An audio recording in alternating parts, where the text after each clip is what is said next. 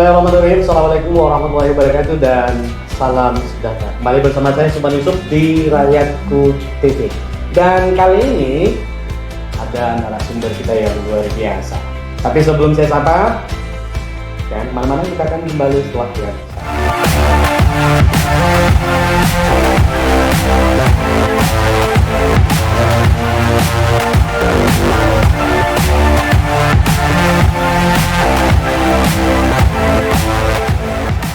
Pemirsa Rakyatku TV, jangan kemana-mana. Saya mau perkenalkan dulu siapa narasumber kita yang luar biasa. Nama lengkap Messi Papayungan MSc. Ini gelarnya panjang. Nanti beliau jelaskan, Pak.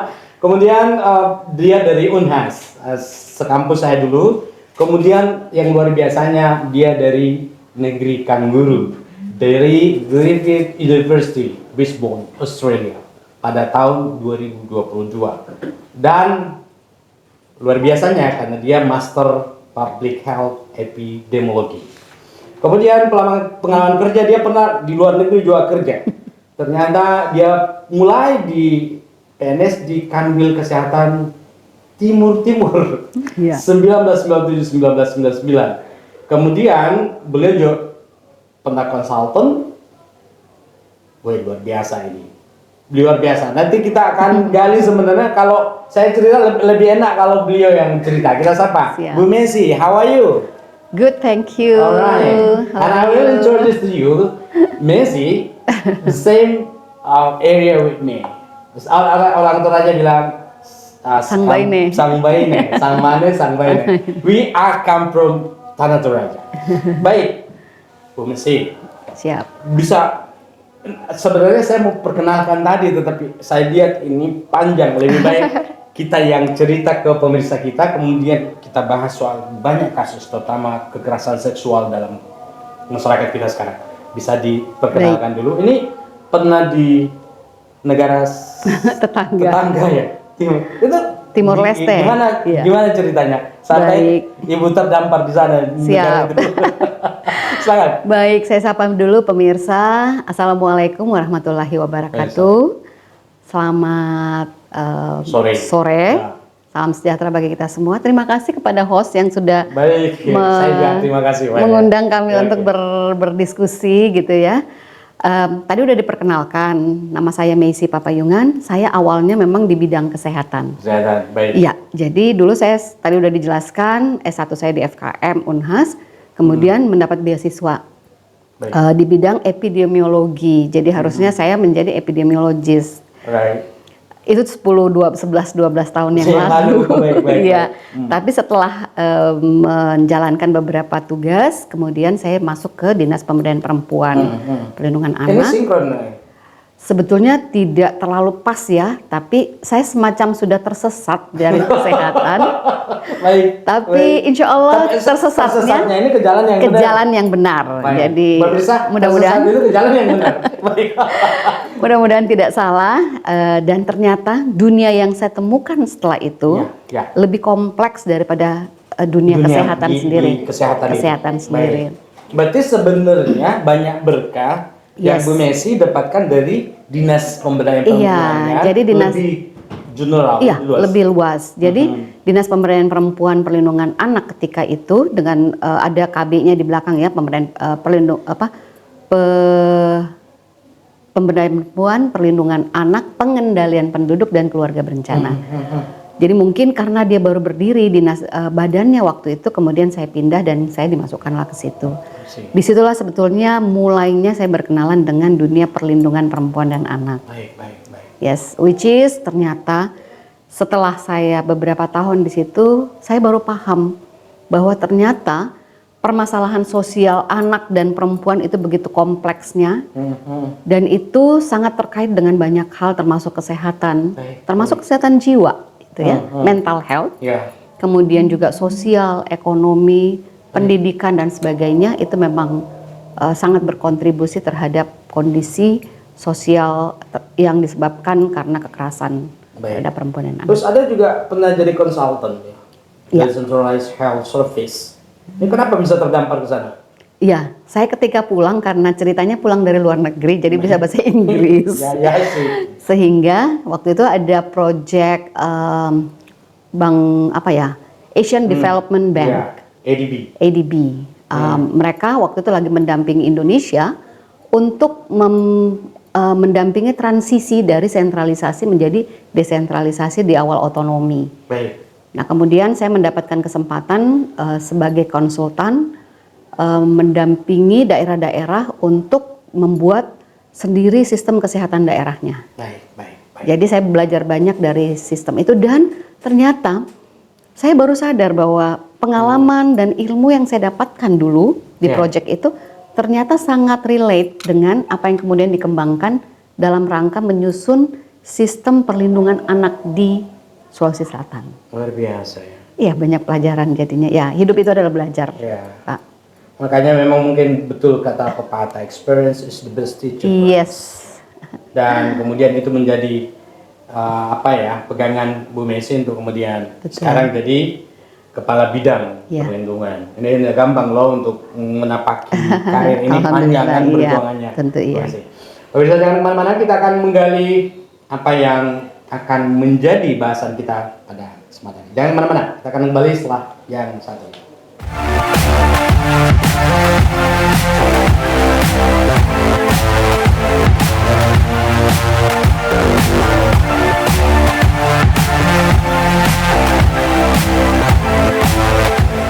Pemirsa Eko TV masih bersama narasumber kita yang luar biasa, Bu Messi. Beliau sudah 2 negara dia tempati, sekarang menjadi kepala bidang. Dan pemirsa perlu saya sampaikan, ini menarik. Bahasan kita kali ini adalah kekerasan seksual perempuan dan anak di ranah daring. Ini memang tidak bisa dinafikan, teknologi memang memudahkan, tetapi juga bisa menjadi malapetaka ketika kita tidak bisa mengontrol untuk menggunakan itu.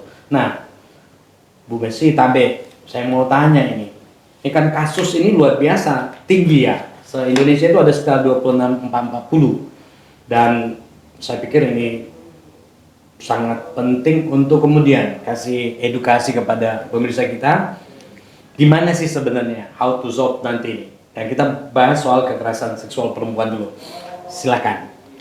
Ya, jadi secara nasional tadi disebutkan kekerasan terhadap perempuan dan anak itu sekitar 20, kalau di catatan Simfoni Sistem Informasi Perlindungan Perempuan dan Anak yang sifatnya real time ya, jadi setiap kali diisi dia langsung berubah secara nasional, itu sekitar 26.000 lebih kasus setahun di seluruh Indonesia.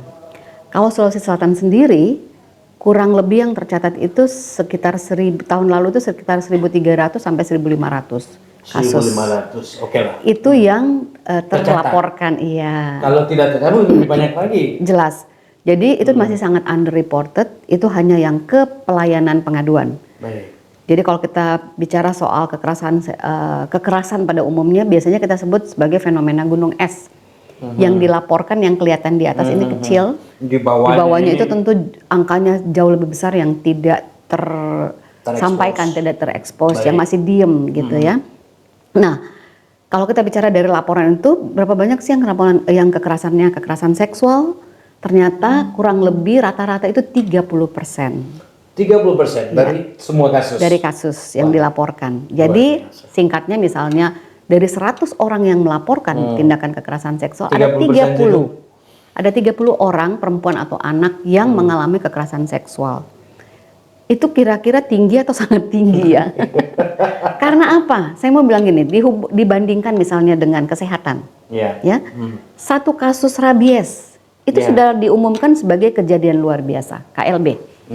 Ya kan? Ada banyak penyakit yang ketika satu kasus saja terjadi langsung heboh semua. Langsung diumumkan sebagai ini kejadian luar biasa. 30 orang di antara 100. 3 orang di antara 10 orang yang melaporkan kekerasan itu dan kekerasan seksual, kira-kira itu bukan luar biasa. Menurut saya, menurut kami Dinas Pemberdayaan Perempuan, ini sudah sangat luar biasa. Ciri-ciri orang yang cerdas kayak gini, smart, right? Lanjut. Siap. Oke. Ya, jadi kami berterima kasih sekali kalau ini bisa didengarkan atau di-share di publik ya. Baik. Termasuk di ranah daring ini.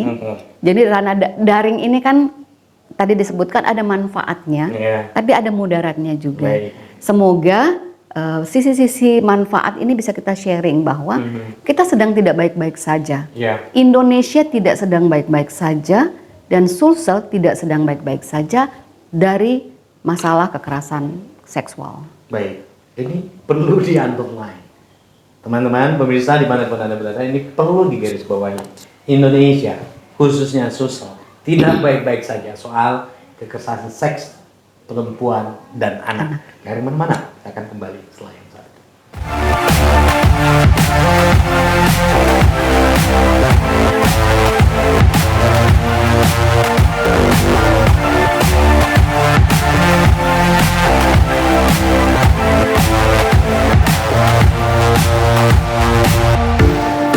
Pemirsa Rescue TV dimanapun Anda berada, makin menarik apa yang kita bahas, apalagi dengan narasumber yang jujur, saya harus akui tanpa di depan dia sebenarnya kalau saya ketemu orang smart. Nah, pemirsa, ini penting kita bahas.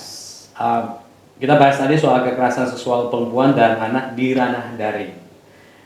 Pemirsa, penting ini. Mungkin Anda tidak sadari yang perempuan punya anak perempuan.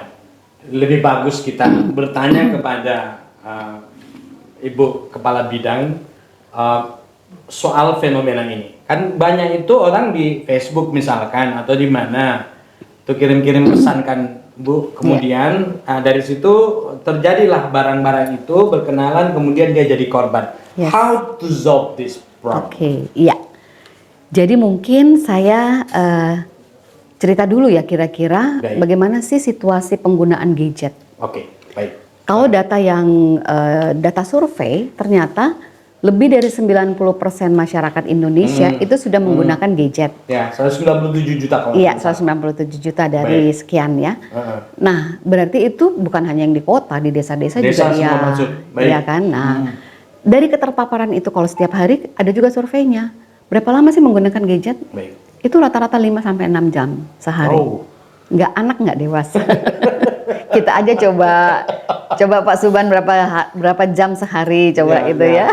Baik. Oke, itu bisa dilihat sebetulnya ada fitur untuk melihat berapa jam sih kita terkoneksi ya. Nah, dari waktu yang dihabiskan dan jumlah pengguna, tentu ada banyak keterpaparan. Baik, benar. Iya. Jadi mulai dari sederhananya buka YouTube, janganlah jauh-jauh, buka FB. Instagram. Parah, karena kadang-kadang ya mulai dari modus ya, like gitu, kemudian ini nih sering like saya gitu, kita mulai tertarik. Kemudian mulai di chat secara pribadi, misalnya melalui messenger paling sering ya, ajak kenalan. Tentu mereka menggunakan si pelaku-pelaku ini menggunakan foto-foto yang menarik buat si korbannya. Jadi kadang-kadang pakai baju seragam coklat, ya kan? Ini lo modus diceritakan supaya jadi hati-hati, terutama perempuan yang lugu tuh. Iya, jadi nggak semuanya itu benar kan? Biasanya yang ditampilkan itu yang bagus-bagus. Pakai kamera apa tuh 300? Yang tipu-tipu itu. Ya, soalnya 360. Dia orang Makassar bilang leng. Dari kameranya dia kelihatan putih. Ini modus semua. Ibu Kepala Bidang ceritakan. Iya, jadi ya memang kita perlu berhati-hati ya karena sudah banyak sekali pengalaman, banyak kasus yang kami tangani yang modusnya seperti itu. Nah, lanjutnya udah kenalan di Messenger misalnya atau di direct message ya kalau di IG, kemudian diajak ketemu. Jadi banyak yang mengaku merasa sudah berpacaran ya. Pada saat itu. Di media sosial. Jadi laptop di media sosial ceritanya ini kan. Jangan-jangan putus di media sosial juga. Nah, ini kerentanan. Karena apalagi anak-anak muda ya yang bahkan anak-anak juga banyak yang ada terjadi penyalahgunaan kepercayaan anak gitu. Nah, apa yang terjadi kadang-kadang anak kemudian dieksploitir ya. Bukan eksploitasi juga ya, dimanfaatkan untuk kemudian bertemu ya. Anak-anak kadang-kadang banyak yang bilang, kan si korbannya juga mau ketemu. Nah, disinilah kadang-kadang biasanya itu yang terjadi adalah diajak ketemuan. Jadi si korban merasa ya kan cuman ketemu. Apa yang salah dengan ketemu? Tapi yang terjadi adalah setelah ketemu ada lagi tawaran-tawaran yang lain, ajakan-ajakan yang lain yang kemudian yang kemudian membawa anak ini menjadi korban atau perempuan itu menjadi korban. Jadi jangan salah juga, bukan cuma anak-anak. Banyak orang-orang termasuk perempuan-perempuan, termasuk perempuan bersuami yang kemudian menjadi korban. Nah di sini sebetulnya yang perlu juga kami sampaikan bahwa untuk kasus anak persetujuan itu atau konsen itu tidak relevan. Karena maksudnya apa? Maksudnya walaupun anaknya menyetujui untuk pergi bersama, kemudian untuk melakukan hal-hal yang diiming-imingkan, dan terjadilah misalnya bentuk-bentuk pelecehan seksual dan sebagainya, itu nggak relevan karena anak dianggap belum punya kemampuan untuk memutuskan sesuatu yang penting untuk dirinya. Jadi kalau ada orang dewasa melakukan itu dan bentuknya adalah kekerasan seksual atau pelecehan seksual, maka itu pidana. Walaupun dibilang saya pacaran, ini anaknya juga mau, nggak ada istilahnya.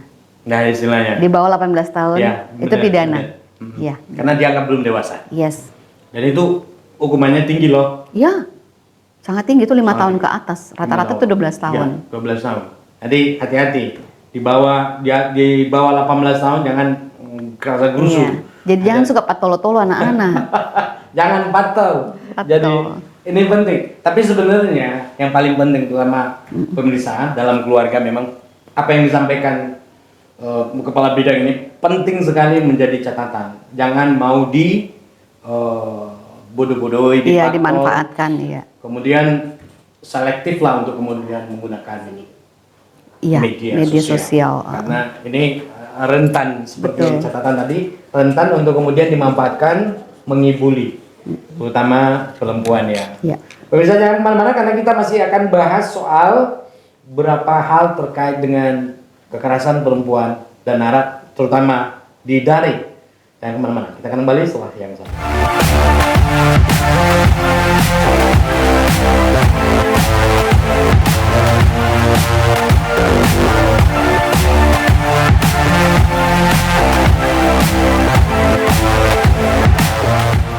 Pemirsa dari Itu TV, jangan kemana, sangat menarik memang apa yang kita bahas ini karena apa ya, kekinian infonya dan sehari-hari kita hadapi dan ini penting menjadi catatan. Kenapa? Karena tidak menutup kemungkinan keluarga kita juga mengalami hal yang seperti ini. Betul. Teman-teman kita, lingkungan kita lah. Nah, Bu, seperti apa sih bentuknya itu? Bisa dijelaskan enggak? Please. Ini penting bagi pemirsa kita. Baik. Silakan. Ya, kalau bentuk-bentuknya itu kan mulai dari sederhana sampai dengan yang kompleks gitu ya. Ya, baik.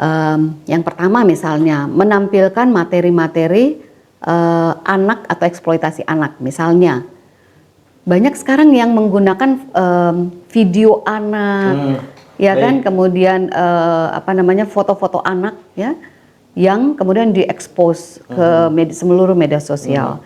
Kadang-kadang juga ada yang menurut kita juga mungkin kurang beretika gitu ya. Nah kemudian tapi yang paling relate ya, yang sekarang ini banyak adalah grooming online. Baik. Nah grooming itu kan membujuk-bujuk ya, merayu secara online. Nah ini yang tadi hampir ya 80% modusnya adalah grooming online. 80%? Iya. Contoh yang tadi itu. Jadi anak-anak suka diberikan apresiasi, suka diberikan pujian. Iya. Misalnya Pak Subhan posting baik. Di FB atau Instagram. Kalau ada yang like, senang nggak? Pasti senang. Senang lah kan. Sebanyak mungkin like kan kita lebih terapresiasi gitu kan, bangga, senang. Nah, anak juga tentu saja atau perempuan lah, siapa yang nggak suka dipuji, disukai gitu kan. Nah, modusnya biasanya begitu. Mulai dari like, memberikan komentar yang ini, kemudian kalau korbannya sudah mulai senang, interest, diajaklah tadi berkenalan lebih private gitu ya, mojok lah jadinya ya di anu lain. Nah, tapi kemudian banyak juga yang berlanjut dari situ bisa menjadi sexting. Apa itu sexting? Baik. Sexting adalah bentuk-bentuk mengirimkan misalnya teks, teks ataupun apa kita bilang WA ya, chat gitu, Ya. chat yang sifatnya seksis, yang sifatnya misalnya lale-lale gitulah, Ya, apa ya. sih ngajak-ngajak, Kode-kode iya gitu, terus ngajak-ngajak ataupun apalah, ya, sifatnya mengarah ke ungkapan seksual gitu, nah atau ajakan seksual. Kemudian banyak juga yang mulai minta dikirimin foto-foto pribadi, kan video dan sebagainya.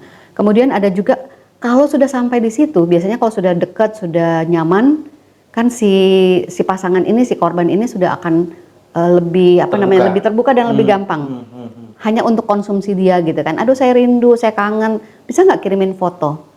Nah, jadi ada yang bisa, ada istilah-istilahnya lah, misalnya suruh kirim foto PAP gitu kan. Terus nanti kalau misalnya ada apa-apa, katakanlah si cewek mau mengakhiri nih hubungan, sudah tahu bahwa ini berbahaya dan sebagainya. Biasanya modusnya kemudian adalah ada sextortion atau pemerasan seksual. Sudah punya nih foto-foto kan? Si ceweknya, si pasangannya nggak mau lagi meneruskan, atau bahkan ada yang sudah sampai dengan ketemu di darat dan sudah melakukan hubungan intim. Nah, sextortion kemudian masuk menjadi bentuk-bentuk untuk memeras, ya, memerasnya dalam bentuk apa? Mengancam, memeras.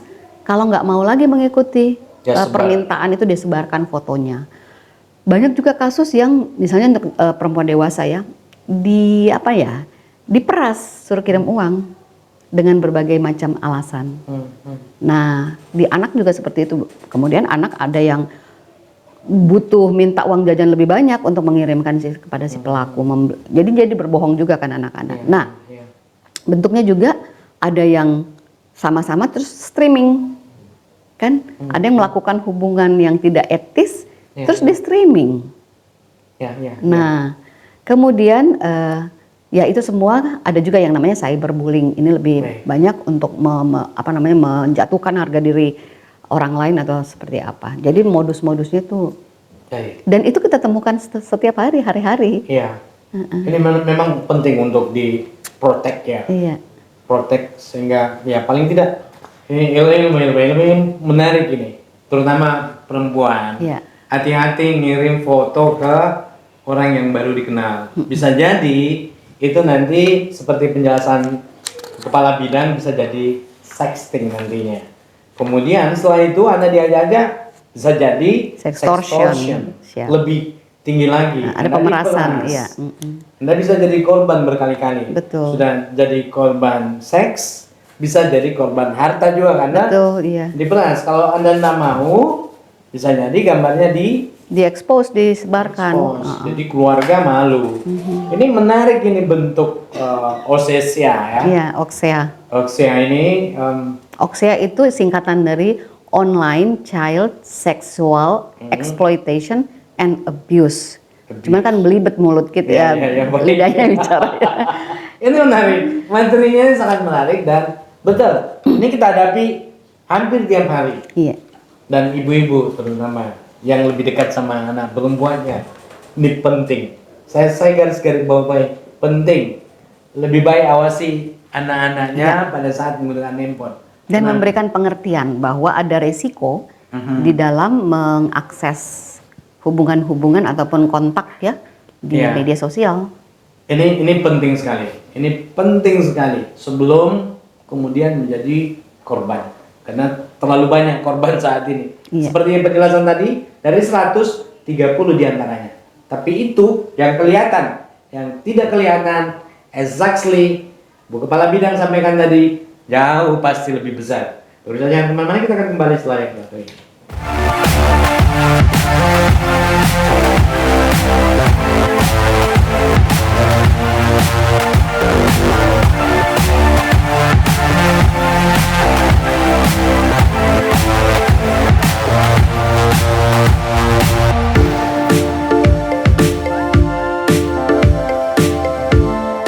Pemirsa Pemirsa Rakyatku TV, jujur, saya harus truly say I'm really happy because ini materinya tidak gampang kita dapatkan dan terutama narasumbernya. Nah, saya mau tanya Bu, apa yang harus dilakukan jika sudah menjadi korban? Ini kan tadi itu sudah terlanjur Iya. basah. Betul. Nah, supaya bisa kembali, apa yang mesti lakukan korban-korban kita ini? Iya. Please. Iya, jadi solusinya seperti apa ya kalau sudah menjadi korban? Baik. Yang pertama, memang harus mencari pertolongan. Baik. Jangan diam saja. Cari pertolongan, jangan diam. Iya. Baik. Pertanyaannya kemana mencari pertolongan? Oke. Ya kan? Pertama tentu saja orang yang terdekat, mencari dukungan dari orang terdekat. Orang tua Siapapun, misalkan. ya. Kalau dekatnya Ya, dengan orang baik. tua, sebutkan ke orang tua. Mungkin banyak yang takut ke orang tua. Boleh ke teman. Boleh ke, ada yang ke sepupunya, ada yang ke tante dan sebagainya. Baik. Kemudian tentu sudah ada yang tahu, biasanya akan membantu menginformasikan atau mencarikan kemana ya kita harus melaporkan lagi. Nah, yang kedua mencari bantuan profesional, termasuk melapor ke penyedia layanan. Baik. Nah, di mana saja unit ataupun lembaga yang bisa menerima pengaduan ini? Kira-kira kemana? Biasanya orang langsung ke polisi kan? Baik. Baik. Tapi kan ini kalau langsung ke polisi belum tentu polisi ya membutuhkan bukti-bukti dan sebagainya panjang. Baik. Nah yang pertama Prosesnya itu, betul. iya, Karena hukum positif kita pakai kan? iya. Baik. Nah biasanya sebelum ke kepolisian ya kerana hukum ada lembaga yang menyediakan layanan untuk mendampingi korban. Baik. Namanya di setiap kabupaten kota itu ada, di provinsi juga ada, namanya UPT PPA, Baik. singkatan dari Unit Pelaksana Teknis Perlindungan Perempuan dan Anak. Nah, itu bidangnya sekarang. Yes. Baik. Ya, jadi ada unit layanannya itu di Jalan Hertasning 6 nomor 1. Baik. Di Jalan Hertasning 6 Iya. nomor 1 kalau Iya. di Sulawesi Selatan ya. Iya, untuk provinsi. Untuk provinsi Sulawesi Selatan. Ada juga di Kota Makassar itu di Jalan Nikel kalau nggak salah. Iya. Kemudian kalau misalnya belum berani langsung mengungkapkan ke ranah pengaduan, konsultasi curhat-curhat lah gitu ya. Itu juga ada yang lebih apa namanya, yang masih lebih sifatnya konsultatif, Baik. konseling, itu ada namanya Puspaga, Ya, Puspaga. Pusat Baik. Pembelajaran Keluarga. Baik. Ya, itu juga di tingkat kota, kabupaten dan di provinsi juga ada. Right. Kantornya juga ada di Jalan Hertasning Hertasning 10 Baik. nomor 11. Baik. Pinggir jalan itu yang jalan ke Goro. baik. Mampir-mampir lah Pak kalau ke situ. Ya, siapa tahu ada pemirsa yang mau konsultasi, singgah dulu deh, lihat-lihat dulu. Ya. Di situ cakep-cakep kok orangnya. Baik. Baik. Dan Ini- baik-baik Ya. menerima, iya. Ada Baik. psikolog di sana. Kita menyediakan. Lengkap ya, benar. Iya. Ada Luar biasa. di sana ada teman-teman konselor dan psikolog yang siap menerima apa namanya masalah-masalah dan membahasnya. Intinya kalau sudah miring-miring bisa ke sana. Iya. Kuat, just job. Tapi benar ini kalau misalkan ada begini, Anda malu-malu datang ke Iya. Hertasning. Di sana privasinya dijaga. Kemudian yang penting juga dan segera itu laporkan ke platform digital. Kalau kita lihat kan di setiap platform itu ada titik 3 tuh di Baik. atas. Salah satunya itu laporkan. Baik. Kalau ditemukan konten-konten yang tidak sesuai ya, Ya, tidak sesuai, tidak beretika dan sebagainya, Langsung laporkan. Betul. bisa langsung dilaporkan. Dia akan memban langsung tuh. Kemudian simpan. Nah ini penting. Biasanya orang-orang korban ketika itu kan kadang-kadang panik dan menghapus Iya, semua iya, bukti iya, benar. chatnya karena kan malu dan takut ketahuan. Biasanya langsung dihapus. Tapi yang benar adalah simpan bukti saat mengalami sextortion. Baik. Karena ini akan menjadi bukti. Bukti. Ya, menjadi alat bukti. Kemudian tentu saja yang harus segera itu putuskan hubungan dengan pelaku. Baik. Jadi kalau masih dia terus WA atau mencari, menguntit, putuskan hubungan dengan kalau perlu diblokir dan sebagainya. Jangan kompromi. Iya, Apa yang disampaikan Kepala Bidang, jangan kompromi, langsung putus dengan Iya. pelakunya. hentikan hubungan Iya. itu, kemudian laporkan. Gitu. Itu penting. Harus tegas, terkadang ini harus tegas kalau kita lihat ada bahaya. Kalau ada buaya atau ular di depan, jangan ke sana, miring. Iya, Atau pergi iya, ke iya. siapa yang bisa menolong. Betul. Ini penting. Dan saya pikir penjelasannya ini bagi yang merasa menjadi korban. Ada beberapa tawaran yang disampaikan Bu Mesya tadi yang penting dilakukan. Jangan diam, berdoa. Yang berdoa penting, tapi lakukan juga sesuatu yang bisa protect Anda dari bahaya. Jangan kemana-mana, kita akan kembali setelah yang berikut.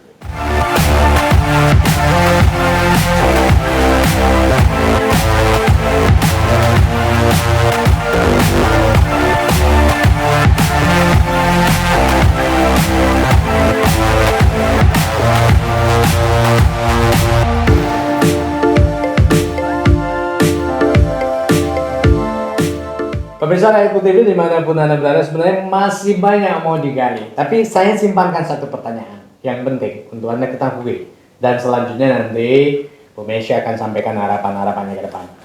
Bunda, cara melindungi diri dari sextortion ini supaya para korbannya bisa mengerti. How to solve this. Dan mungkin nanti kita titipkan harapan-harapan ke depan, terutama teman-teman di Dinas P3A, P2 dan Kabupaten Sulawesi Selatan, Provinsi Sulawesi Selatan. Please. Baik, ya tentu saja kita melakukan pencegahan ya, jangan sampai terjadi. Tetapi tips untuk melindungi diri dari sextortion utamanya ya, dari apa namanya, pertama itu jangan pernah mengirim foto privasi pada siapapun yang meminta ya. Jangan karena oh ini bestie saya ini apa istilahnya ya, misalnya pacarnya gitulah ya. Udah deket udah apa, terus disuruh kirim-kirim foto, jangan pernah. Jangan pernah mengirim foto privacy kepada siapapun. Iya. Penting. Lanjut. Kemudian ketika di sini kan kita lagi, apalagi waktu zaman-zaman Zoom ya, kan banyak tuh masih apa namanya kameranya masih on, ya. Terus kita entah bikin apa di dalam ruangan tersebut. Jadi matikan webcam ketika tidak digunakan atau selalu berhati-hati menggunakan webcam. Kemudian jangan pernah membuka lampiran dari pengirim yang tidak dikenal. Dari pengirim dikenal pun juga jangan, ya tetap harus hati-hati. Karena selain yang urusan dengan konten seksual, juga banyak yang penipuan kan, yang menggunakan aplikasi itu. Nah itu. Kemudian juga, sangat penting untuk kita semua ya, semua bukan hanya perempuan dan anak. Laki-laki juga penting untuk think before you accept anything offer dari media sosial ya. Jadi misalnya ada minta pertemanan nih, wah ganteng nih kelihatannya. Atau kalau yang cowok-cowok, wih cakep cantik ini kan.